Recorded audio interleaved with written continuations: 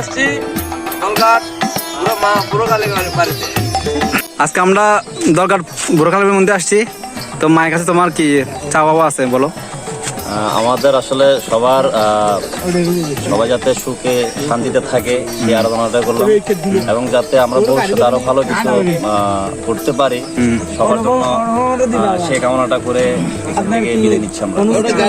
জনিতা বলো, তোমার মার কাছে কি চা বাবা আছে? বহুদিন পরে আসলাম বাড়িতে, অনেক ভালো লাগলো। এগুলো আমার তো তুমি মায়ের মন্দিরে আসছো, তো মায়ের কাছে তোমার কি চা বাবা আছে?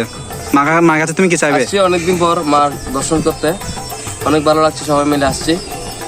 আমার কাছে একটা যাওয়া, প্রকৃতির সকল মানুষ ভালো থাকুক, সুখে থাকুক, শান্তিতে থাকুক। আমি চাই সবাইকে নিয়ে বসবাস করতে, ভালো থাকুক সবাই। এমনকি মায়ের কাছে চাওয়া পাওয়া আর কিছু নাই, সবাই ভালো থাকলে আমি ভালো। হ্যাঁ ইমন, তুমি কি আগে কোনো আসছিলে মায়ের মন্দিরে? কিন্তু এবারের মজাটা কিন্তু আলাদা ছিল। শুভ, তুমি কি কোনো আসছিলে? আমি আসি নাই। তো এখন এসে তোমার কেমন লাগছে? অনেক ভালো লাগতেছে। মায়ের কাছে তুমি কি চাইছো? কি চাইবো? তার বিয়ে হয়ে যাক। এখন অনুভব তুমি বলো, তোমার এলাকায় আমরা আসছি, এখন তোমার এরকম অনুভূতি? বাংলাদেশের দক্ষিণাঞ্চলের চট্টগ্রাম অঞ্চলে অবস্থিত এটা এমন একটা মন্দির, হিন্দুদের খুবই ঐতিহ্য মন্দির। এটা মা বুড়াকালীর সৃষ্টি, মা বুড়াকালীর মন্দির। এটা অনেক পুরাতন।